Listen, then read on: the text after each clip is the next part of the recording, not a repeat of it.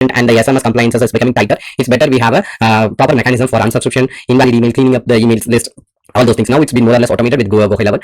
Say as soon as an email gets into hot bones, it automatically disables the DND that particular email, and for the same goes for the phone numbers also. If at all you have an invalid number, whenever the SMS goes out, it checks for whether the number is valid or not. If it's not valid, then automatically the things goes for a runs into error, and it throws the error message. Just wait, I will show you.